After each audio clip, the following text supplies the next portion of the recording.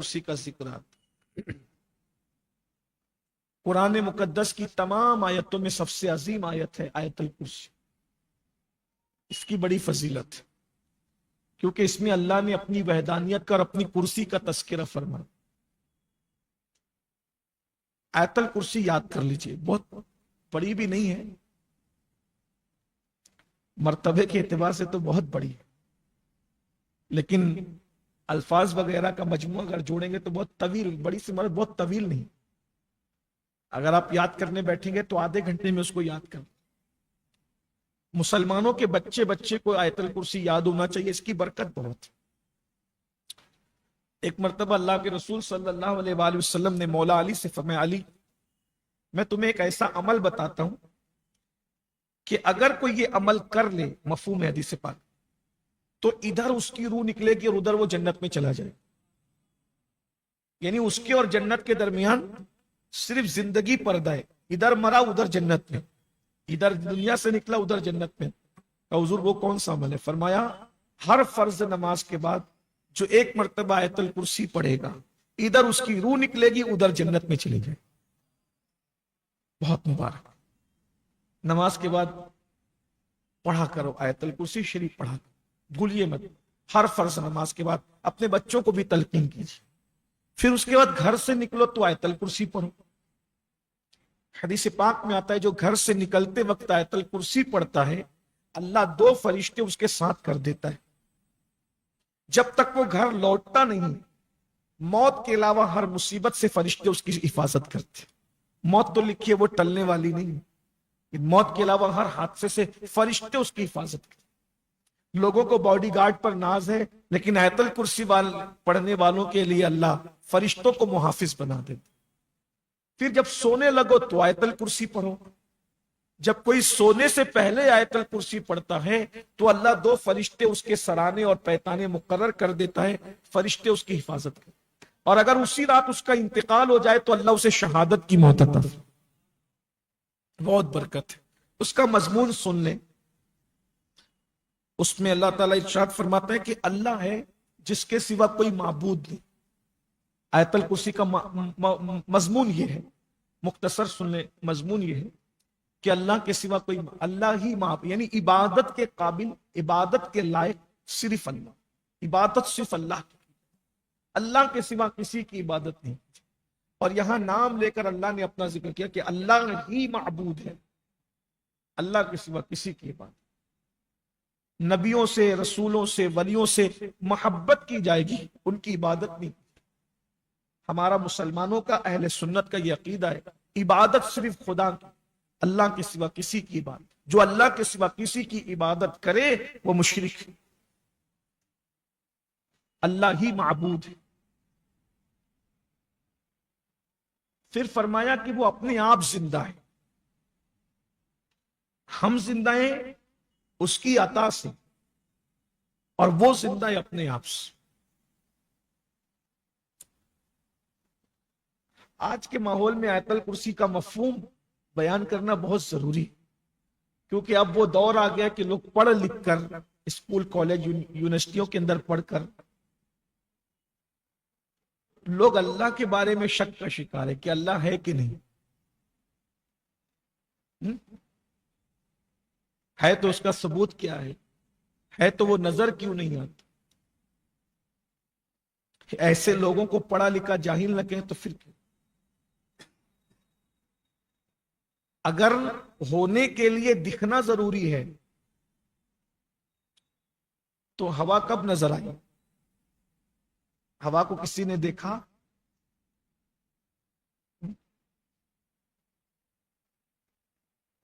روح کو کسی نے دیکھا؟ چلیے اور آسان کر دیتے ہیں. مجھے یہاں ایک واقعہ یاد آ گیا. امام جعفر صادق سرکار کے دور میں ایک ایسی پڑھا لکھا سرفرا سامنے آ گیا. کچھ پڑھے لکھے سرفرے ہوتے اور اپنے آپ کو بہت زیادہ اوور اسمارٹ سمجھتے.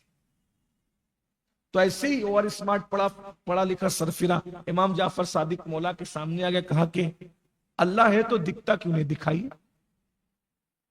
اور جب وہ دکھے گا نہیں تو میں اس کو مانوں گا نہیں، کیونکہ جو دکھتا نہیں اس کو مان نہیں سکتے. تو سرفروں کے برابر تو اب لگنا مناسب نہیں. اب ان کو جواب نہ دو تو بھی وہ ہنگامہ کرتے کہ اگر جواب ہوتا تو دیتے.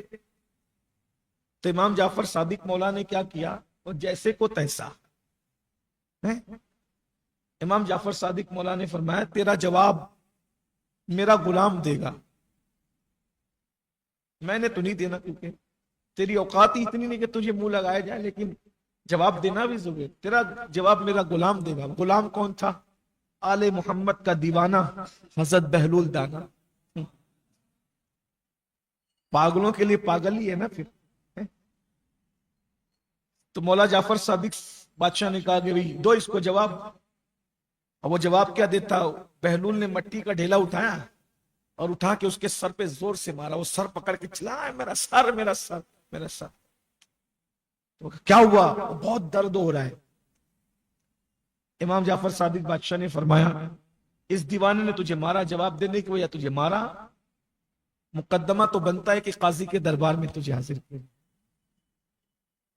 بہلول کو بھی لے گئے پکڑ کے، اور وہ بھی لے کے گئے. قاضی نے پوچھا بھئی کیا ہوا؟ تو اس نے کہا میرا سر پھٹ رہا ہے، بہت درد ہو رہا ہے، بہت درد ہو رہا ہے، اس ظالم نے مجھے مارا. میں نے سوال پوچھا تھا امام صادق بادشاہ نے اس کے حوالے کر دیا، اس نے مجھے مار دیا. تو بہلول کو بھئی تو نے کیوں مارا؟ بولے کہ میں نے مارا تو ہے اس کو، لیکن مجھ پہ چارج کیا بنتا ہے؟ بولے درد ہو رہا ہے، سر میں اتنی تکلیف ہو رہی ہے. کہا بتاؤ کدھر ہے درد؟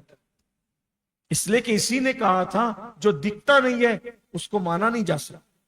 ماننے کے لیے دکھنا ضروری ہے، تو خدا کو ماننے کے لیے خدا کا دکھنا ضروری ہے. اب اس کا درد میں اسی وقت مانوں گا جب یہ درد دکھائے گا. بتا درد کا.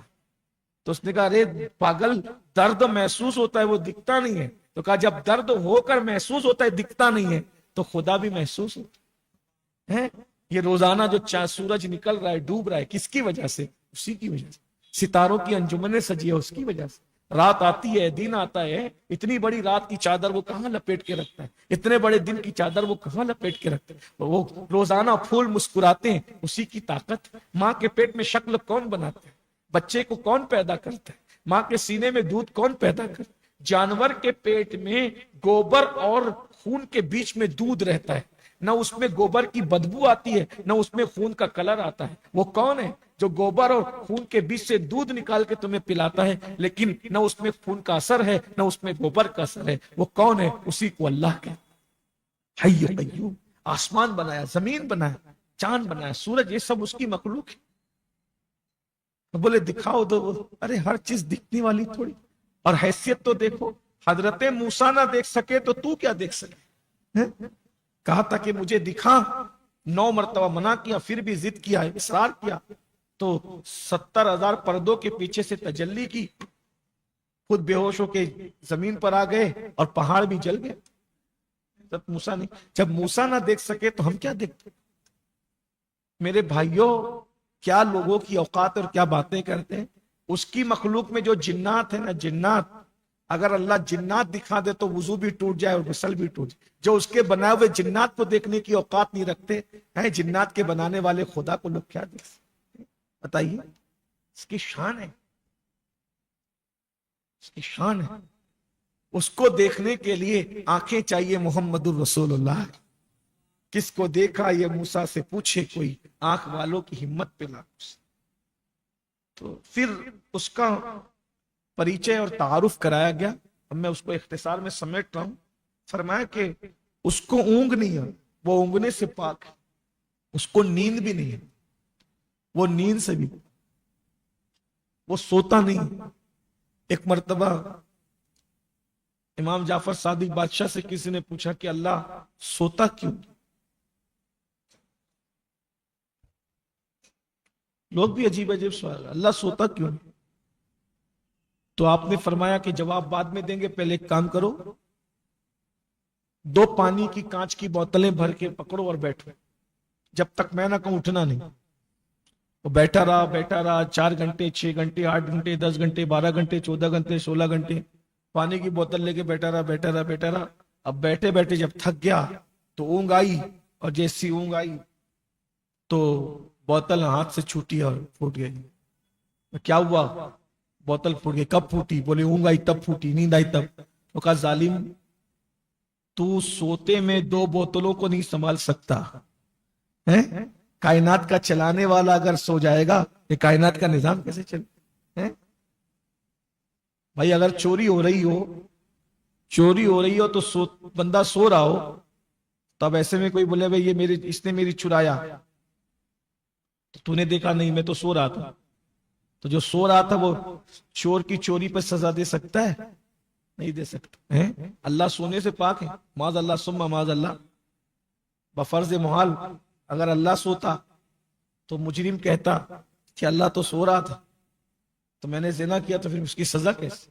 तो अल्लाह सोने से पाक है, उसके लिए सोना मुहाल है, वो नहीं सो सकता, ऊँगने से पाक। जमाना उस पर उसको मुतासिर नहीं करता, वो मुतासिर होने से पाक, वो जमान और मकान से पाक है, वो नींद से पाक है, ऊँग से पाक, वो पैदा होने से पाक है, वो मरने से पाक, हय्य क़य्यूम है, उसको नींद नहीं है, वो ऊँगता भी नहीं। फिर ये कि जो कुछ आसमानों और जमीनों में सब उसी का है, और उसके यहां किसी की सिफारिश काम नहीं देती, मगर ये कि वो जिसको इजाजत दे। यहां भी लोग ठोकर खाते हैं। बात आ गई फिर भी शफात और सिफारिश की, तो लोग कहते हैं अल्लाह क्या किसी की सिफारिश नहीं चलेगी, लेकिन वो आधे ही पढ़ते हैं, इल्ला बेइज़्ने भी है, सिफारिश किसी की नहीं चलेगी, मगर किसकी चलेगी? अल्लाह जिसको इजाजत दे।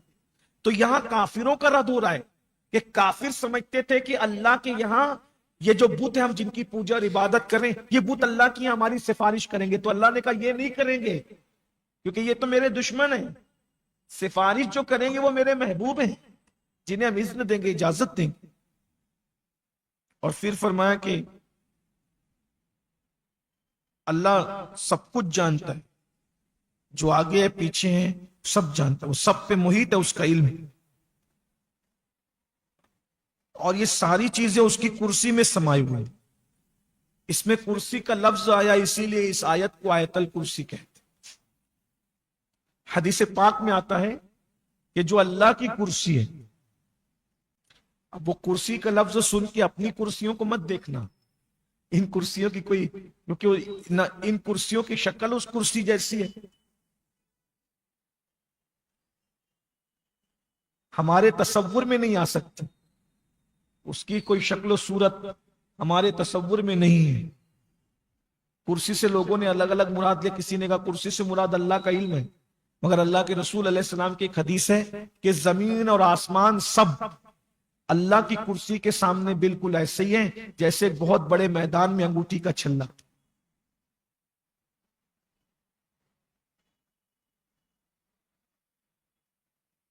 तो वहां यहां कुर्सी से मुराद कोई बैठने बैठने की चीज नहीं है। तो हम ईमान लाते हैं कि कुर्सी है, इसीलिए उलमा को करास भी कहते हैं, अरबी में उलमा को करास भी कहते हैं कि कुर्सी से मुराद इल्म इलाही, और भी वल्लाहु ताला अलग अलग चीजें बयान